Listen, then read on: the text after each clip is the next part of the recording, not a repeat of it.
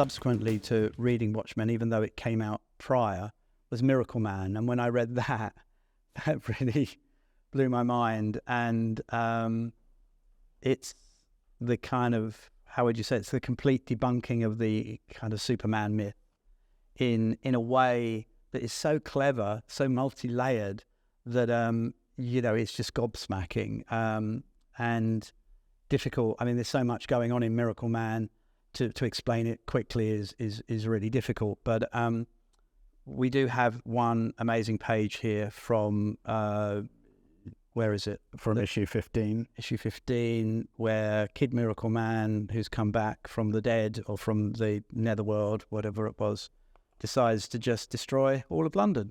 Yep. So you've had this amazing run that Moore does on Miracleman, culminating in issue 15, where, as Nick says, Miracleman, basically Kid Miracleman, lays waste to London in a way that I just don't think anybody had ever seen before. And I think pages from, it's considered a key issue, and pages from it are really prized, quite hard to find. Nobody's really willing to let them go. Yeah. I was going to look for some of that, but yeah, it is. It's one of those issues that was like, oh my God, I've never read anything like this before.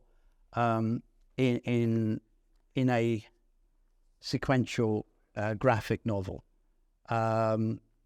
where the visual element is perfectly in sync with the dialogue and the written element.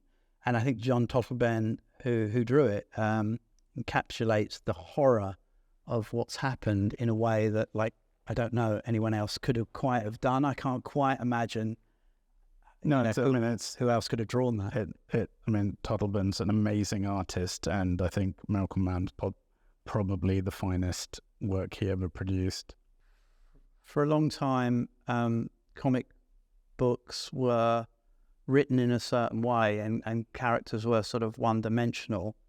And Alan Moore, it was like comics suddenly took a tab of acid and just went completely mad. And it was like, imagine another reality where these creatures are actually real, and there's a perfectly rational, logical explanation as to how Superman or a Superman came to exist, and how the real world would deal with such a being. And so that's, I think, the basic premise of it. What is? I think Moore perhaps isn't given as much recognition or credit for the fact that he took an existing superhero, a fairly lame concept in the 50s, the Miracleman, and brought it into the 20th century, but at the same time didn't scrap the story that had gone before. He incorporated it in, and I won't spoil it if you haven't read it, by talking about how he did it, but he's incorporated what went before and created a new story that, as Nick says, makes perfect sense in the modern world. And it's amazing to think that right out of the gate he was producing work like this. Yeah, and as I alluded to earlier, there's, for me, there's 5 key masterpieces in all of comics, or 6, including The Dark Knight Returns, and 7, including Ronin. But V for Vendetta and Miracleman are definitely 2. Watchmen is 3, not in this particular order. Saga of Swamp Thing, the Alan Moore run, would be 4, and then From Hell probably 5 for me. And then Provenance, I think, as well, could be added to that list. But yeah, I mean, it is quite incredible that one person could just take the whole comics industry and shake it up in a way that it never been done before.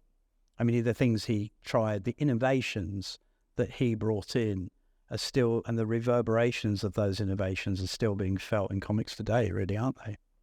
True. He's really like the David Bowie of the comics world. I mean, he's copied by everybody and revered by most people. Not us, though. We don't like him.